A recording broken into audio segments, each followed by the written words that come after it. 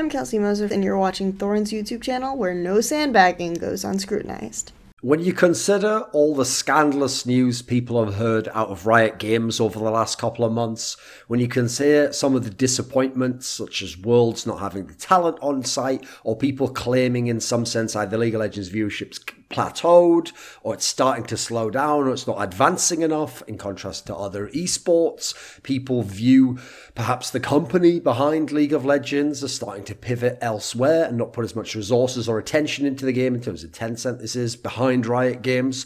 In this kind of a world, I thought it would be pretty good to have a topic on what is actually good about League of Legends as an esport. And that doesn't mean the question like, well, what is there? Is there anything? What I mean is, let's actually talk about the things that are good, that are great about League of Legends as an esport and its scene, because this is a game which perhaps throughout its entire lifespan has been marginalized and dismissed as it's just this game for casual players and casual fans of esports. Everything casual. That's why it was big. That's why it's popular. It's a game that's been repeatedly, almost habitually dismissed by the hardcore esports fans. Funnily enough, in the same way as when you had games like Quake, along came something like StarCraft, or along came something like Counter-Strike, and it was dismissed similarly by Quake fans. Oh, it's too easy, it's dumbed down, watered down.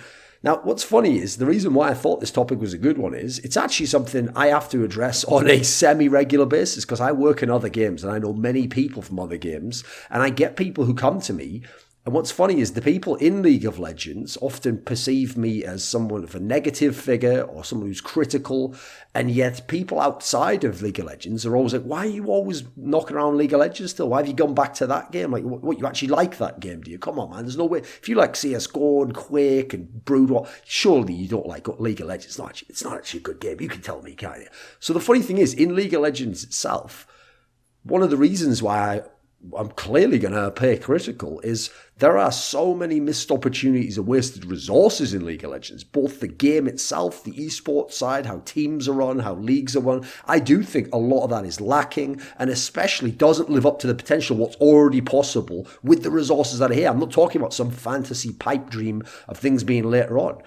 I'm also someone who plays a role in the community. I think there are many people, in fact I know there are, who behind the scenes work in the industry or in other esports games who say, oh, I have similar thoughts to you, or oh, I thought a similar thing about Riot Games or about this particular team or about that player. But you know what? I can't say that. I've got business ties, or the political situation isn't reasonable for me to make a comment like that, or I wouldn't want to say something in case one day I had to play with that player or wanted to sign him. Or, you know what, maybe they just don't have the personality to be equipped for war, to go out there and be someone who makes the critical comment. That's just not their personality. It's not who they want to be in the world. But you know what? I'm someone who's perfectly happy to do that, as I've shown in my career. And this video is actually, in a sense, an address, not just to remind League of Legends fans what's great about League of Legends, but also to some of those people as to why do you like League of Legends? Because there's a lot of good things to mention, despite some of the recent things. They haven't overshadowed that for me. Now, as I referenced, that means that I often end up outside of League of Legends, being the guy defending the game and selling its best qualities. Now, I will say, yes, being hit with charges of a culture of sexism in the company, the world's budget cutbacks. Okay, these are all certainly not good look for League of Legends. There's certainly things that people in the moment might think might kill League of Legends, etc. But let's look at what's great about League of Legends in its scene. So first things first, this is always what I go to. I never say it's the best game or I love the way the game plays. That's so exciting to watch. What I always say, and this is a great selling point if you want to explain to people why League of Legends is very unique and very special, actually. It is perhaps the only truly global esports game. And what I mean by that is the entire world plays League of Legends. All the major regions that have any history in League of Legends, in esports, play League of Legends. Europe plays it quite heavily, massive player base, bigger than North America. North America definitely has a big player base, obviously has a massive viewer base relative to Europe. Korea, tiny country, not compared to certain ones, but just the country itself becomes a region because of how many people are playing ranked, how many people are competing. Well, that's obviously essential, isn't it? You've got to have Koreans. They're the best in esports history as far as we can tell out of most of the countries. China, massive amount of money, pretty advanced infrastructure in its own way, incredible viewer size base. Yep, they've got them. Southeast Asia, home to very particular games that they're strong in, and many that they're almost not even present in. No, Southeast Asia's there as well. You've seen LMS repeatedly have big upsets, have top placings.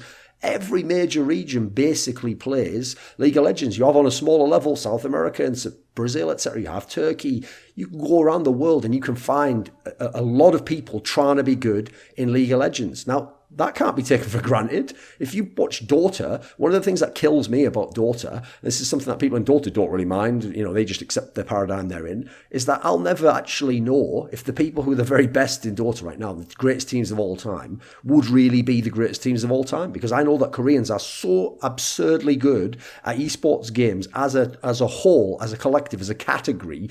If the Kesper guys and the whole esports industry and the whole player base and fan base is ignited by the game, and they all heavily invest themselves in it and go all in, I know that Koreans become the best by and large, and that as a result they skew and warp all of history from there on out. So in Dota, as much as I love the game to watch it, and I think it's a fucking amazing scene, formats for tournaments, very exciting meta at the moment, that doesn't change the fact that one thing League of Legends has over it is they've got full-on Korean participation, people going very, very hard for a long time, and as a result, Koreans have set the bar.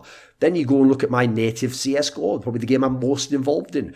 I have to think a similar thing, right? Whenever I watch CSGO tournaments, I see the best players from Europe, the best players in North America. Part of me always thinks, what if China cared about this game as much as they care about League of Legends? What if Korea cared as much as they cared about StarCraft Brood War? What would CSGO be like? What would the tournaments be like? What would the tournament circuit be like? What would the majors be like? The World Championships where everyone comes and plays? Would we have an insane domestic league that was on television in Korea if they'd all gone all in like that? Would China be spending millions and some player wouldn't just be stuck on some other team, he'd go elsewhere? These are things I have to think about. I never have to think once in League of Legends that they've put the full effort in these major regions, and as a result, it's pretty sick. Finally, you look at something like Overwatch, China thus far has still not been sufficiently engaged with that game. That's why they haven't had truly great teams. They haven't had someone to match the Koreans, etc. They've had Overwatch League, where they've started to make some inroads to the international competition, but we're not anywhere near the level of what we were in the other games. And you look at the organizations involved, again, just like in CSGO, we don't have Kesper teams involved in CSGO in Korea. You don't have these teams in China, the ACE teams, by and large, properly engaged with the world of Overwatch. In League of Legends, I don't ever have to think to myself, you know what? Yeah, Faker is fucking amazing. Oh, big fan of Flame back in Season 3. But you know what? Maybe there's actually a godlike player in China or Korea, and you know what? He might actually have been the best player ever, and he might have outshined all these guys. He's playing some other game, the one I'll never get to know. I never have to think that in League of Legends. Then you look at the tournament, the play-ins part started. Now it's going to start soon. The World Championship. The World Championship is a fucking epic tournament.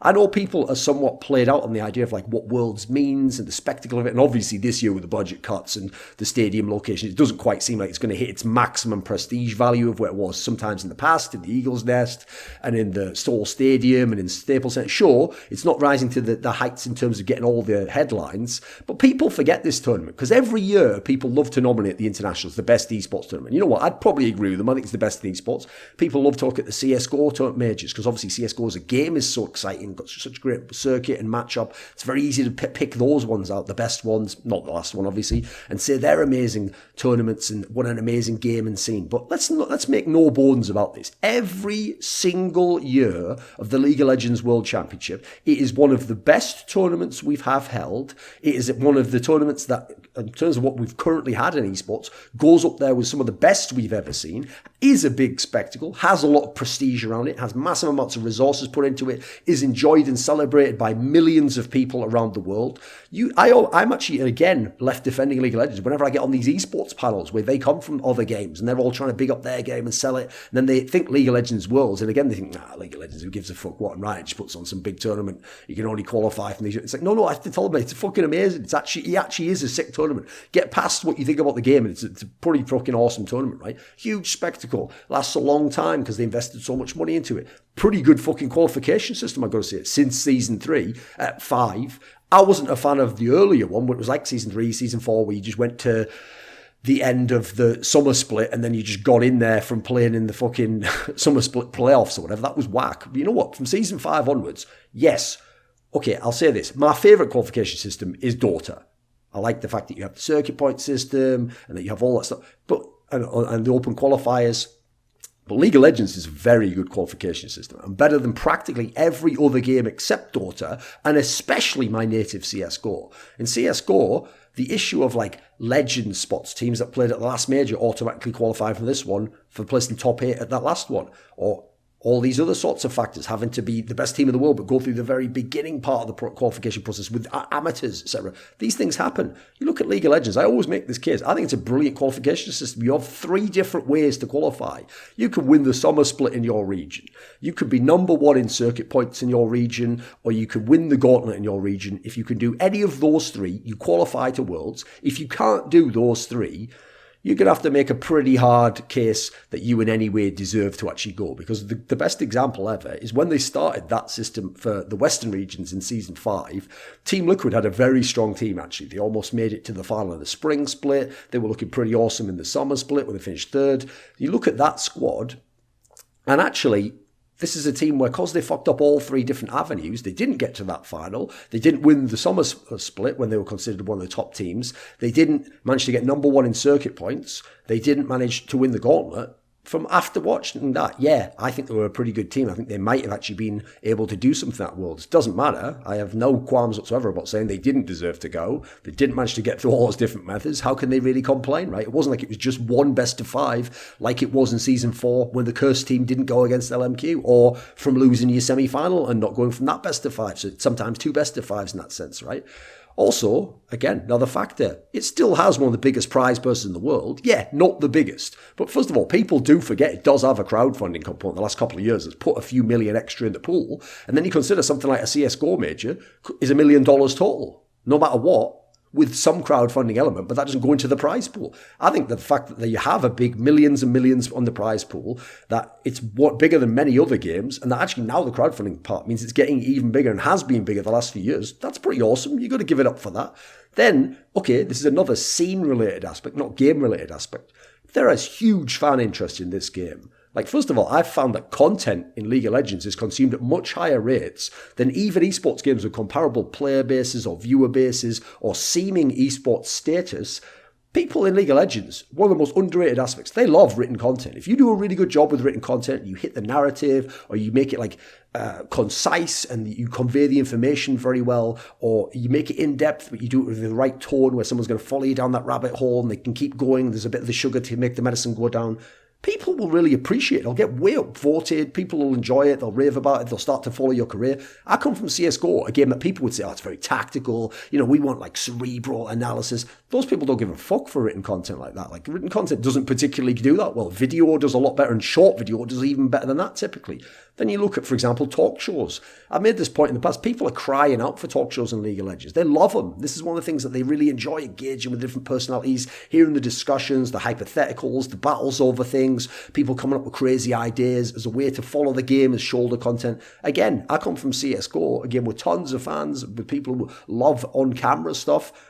They can take them all even when it comes to talk shows. Some of them they like. If you're a really big personality, they like you. Many of them, they don't really care. They don't watch it, even if it's great conversation. Things like China Talk, etc., did way better than League of Legends than they ever could have done in a CSGO. The equivalent with that equivalent of people in their status in the industry at a lower level. Even though, if you liked that region, it was straight fire. It was fun stuff. Yeah, it didn't have all the bells and whistles and all the charisma and all these other aspects and ability to engage the audience. But the ideas and the fun element of the talk show were always there, were present, and some people appreciated that. Now, one of the reasons I think as to why content is so well consumed and appreciated in League of Legends is there's a pretty good dilution of casuals on the subreddit. So that means, yeah, you know what, they like some of the lighter, more simple content because they didn't watch the game for years. They're not hardcore about every aspect. They wouldn't mind you mentioning something they might happen to know and just saying, all right, well, let's hear, how does that fit together? Weave the story for me or tell me about the past, etc.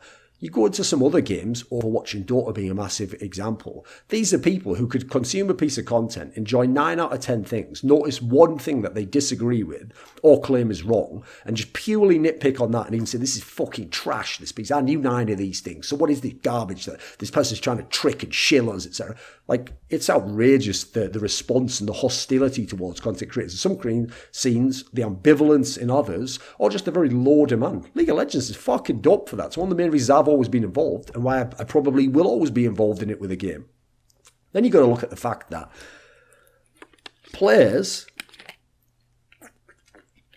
understand marketing and exposure in League of Legends better than most esports games I've ever seen. And as a result, the knock-on for someone who's a content creator is it's way easier to get interviews in League of Legends, to get people coming to your talk shows, than it is in games like CSGO and certain other games. I'll say Overwatch because it's somewhat artificially propped up initially and people desperately want it to succeed. It can be quite easy in that game too. And the pros haven't been pros very long. But when you consider how big some of the people are in League of Legends, how many years they've been around, the massive viewer base they have, so the raw exposure for them might not be as crazy as otherwise. Games like CSGO, pros can take it or leave it in terms of shows. They just might not ever care about being on a show, doing an interview, or ever really working their social media and that aspect of the game. And so I think the fact that League of Legends people do makes better content and also has allowed the game to flex itself better and really exploit its advantage when it has a big fan base and really drive that fan base places. That's why it's got a very good chance to have great sponsors for its teams, to have a lot of interest on its content. Players are part of the equation. Then you look at the League of Legends orgs. These are the orgs that have changed esports in the last few years, that have innovated esports, that took what was very good before with the multi-gaming organizations from around the world, mainly from Europe from the 2000s. They've taken what they did and gone to a whole new level, and especially in terms of business, and I think in a very, very positive manner. We're talking about the Cloud9s, the TSMs, the Team Liquids, the Immortals when they were around, these sorts of levels of organization. First of all, their understanding of marketing and branding, absolutely fantastic. Especially, they were the first to really understand how to integrate the streaming aspect, how to balance out your deck in that particular sense, hit your deliverables, have a pro player be streaming, but then also use that space to bring up streamers that are just popular just for streaming, but then also hit some of the hours that mean the pro player doesn't have to do 50 hours a week himself if he's also a pro. They balanced that properly. Yeah, you had people like Evil Geniuses were ahead of them in the early days. They couldn't balance out the pro and the streamer aspect as well. Then you have people in other games who have amazing players, but CSGO, the players don't want to stream. They don't want to put these hours up. They have to travel to tournaments all the time. League of Legends just struck that balance really well. And if you knew anything about some of the behind the scenes numbers, they do a fantastic job. And that's one of the most impressive business aspects I've actually seen in the esports space. Then you look at how some of these orgs, they're so shrewd when it comes to making big moves. They will make big blockbuster moves. They will pay massive amounts of money, high salaries. They'll go after a big name player, but they do it in a calculated way. They don't do it willy-nilly like some players and teams in other games. They don't do it like in some games where it can be quite depressing and you don't ever get the big blockbuster trades and you sat around like, what, everyone's just staying on the same sorts of teams. They do a good job about it. And so if you're a fan, you kind of know that the big orgs can go out there and reshape their whole roster. It makes it really exciting to watch.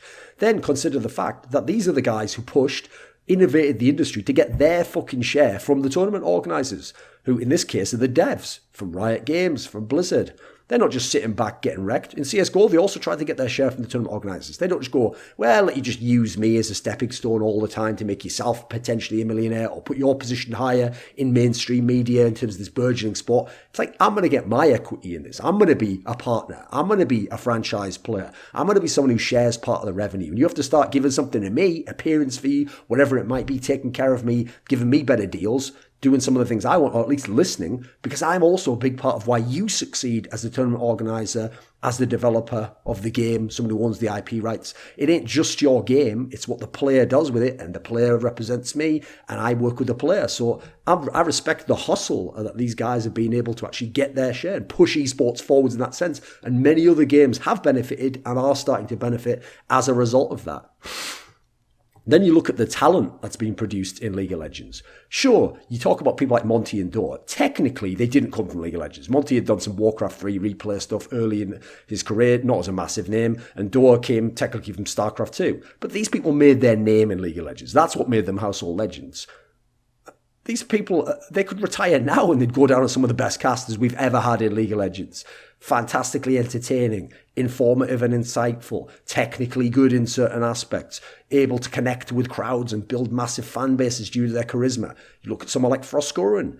How many other games have a woman who's come up playing the analyst and colour caster role and is arguably the best or among the best in the entire world at that role? I know there's casters who are play-by-play or hybrid, or they work in smaller games, and so people think it's cool that they're there, or they like the fact that they bring an extra dimension of, you can market the fact that, oh, we've got a woman casting our game. No, this is someone who legit, ignoring the fact they're a woman, which actually they had to battle through at times in their career, is among the very best in the world at the hard, most analytical part, which is normally the part that someone who's a sexist would say, women would never be good at that part. Yeah, they could look good on camera. No, this is someone who's competed head-to-head with men on being most knowledgeable about the game and has even broken through the barriers to become accepted for that and actually to be celebrated for that sort of thing. I mean, sure, there's some racist stuff that might have tempered that a little bit, sadly, tempered it rather, but we can get past that. We can keep moving on. You look at someone like Quickshot.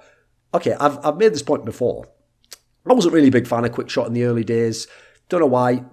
Something about it just didn't click with me. But especially from working in talent myself and seeing the level of just raw technical ability to pull off certain jokes and gags and physical comedy and these sorts of things, and then to host and to keep things going very well, I actually have quite a lot of appreciation for what Quickshot does. I can see he's very good at his job, actually, and in his own particular sense, that isn't fake. He's not just putting on a character every day. He's got that infectious enthusiasm, and you can't fake that, quite frankly. People can tell when you're doing that, especially in the long run, when you've been through the ups and downs. Then you can just start throwing in other names that are just fantastic. Deficio, one of the best we've ever had analytically. Jap, guy who's just seen everything in the game pretty much, can contextualize it very quickly in a very professional, crisp manner. Kobe, someone from season one of the most popular, does quite a good balance between funny stuff and the analytical. You've got people like Raz in the smaller regions who've really put in their time, dedicated themselves to that region to become an expert, even if it's not the sexiest region to be in.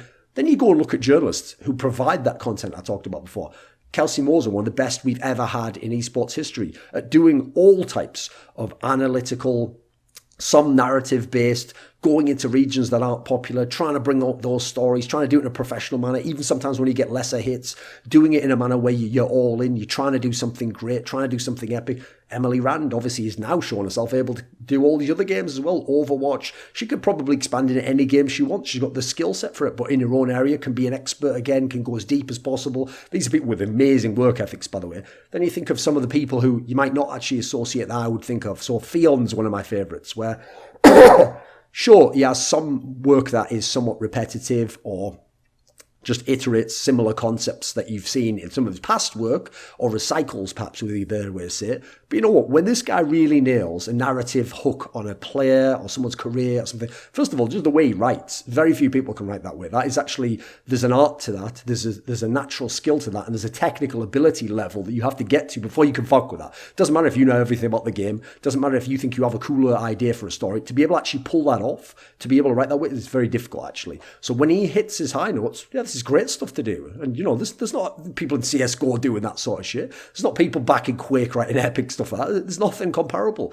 I'd throw in for investigative journalism Jacob Wolf as someone who came up through League of Legends, who's doing some of the best investigative journalism in the world, who's doing it the proper way. It isn't just leaking everything like some of the people in Overwatch are from fucking Discords and pretending like they have sources. It's actually going out there like an old school beat reporter, trying to follow journalistic code of ethics, do things the right way, report them in a professional manner. It's so perfect he works for ESPN, because that's exactly what ESPN in the sports space has tried to present as their public face. That's the way that they're doing with real serious journalism, not just like, obviously there's many newspapers, tabloids, etc., that report sports in a very frivolous, clearly borderline unethical manner. Then you look at the game itself. Okay, I've left that till the end because, yeah, you know what? If you know me and you know the kind of games I'm into, pretty hardcore games, incredibly difficult games, insane strategical depth. So as a result, yeah, I'll say this, like I always do when people ask me in the industry. Yeah, I don't think the game itself is that amazing. It's got some good aspects. Like, first of all, I do think it's actually a fun casual game. I think as a fun casual game, it's a lot better than it is as a hardcore esports game. Competitively, it can be at times pretty good. It's not generally my cup of tea. Like, I don't get super hooked by games generally. I can buy players and teams or there's narrative of their run or the particular stage of a match. But would I watch every match in a world championship? Not necessarily by choice if there was no money component involved in it, in the same way as, you know, in CSGO, I might watch every game there, or in a Broodwater OSL or whatever. So it's not the best game, but the scene around it's fucking amazing, actually, when you see it. It's got a lot of advantages that a lot of the scenes don't, and it's done a lot of great things for esports that other people are picking up the baton from, or just benefiting from this being the new paradigm that's being created by them and going, what has League of Legends ever bloody done for the world? It's like, it's done loads, so give it credit, right? I hope, no matter what the situation is in League of Legends, I don't claim to know where it's going in the industry, I hope it doesn't die out. I hope it's here for many more years to come. I still think it has the resources, the opportunity, these established qualities that could make it the best esports esports game, one of the most successful esports games for many years to come. And I think there's a lot that's good about League of Legends as an esport. This video was kindly supported by Gardner Wilson, Dean Tanglis, Alex Adams, Eddie Wingfors, Andreas Snazore Westerlund, godawfulwasteofspace, Kyla Harris, Travis Greb, James Harding, Daniel Yordanov, VeXii, Robert Baxter, and a special thanks goes out to Jerky's Minion. Now, do you want to suggest a topic or a guest for my content? Perhaps you'd like to ask me a question for my monthly AMA. Would you like teasers to see who's coming next on my upcoming content and what's going to be coming down the pipeline? Perhaps you want to take part in an esports discussion with me. Well, put your money where your mouth is and join the Scrilluminati today via the Patreon link below.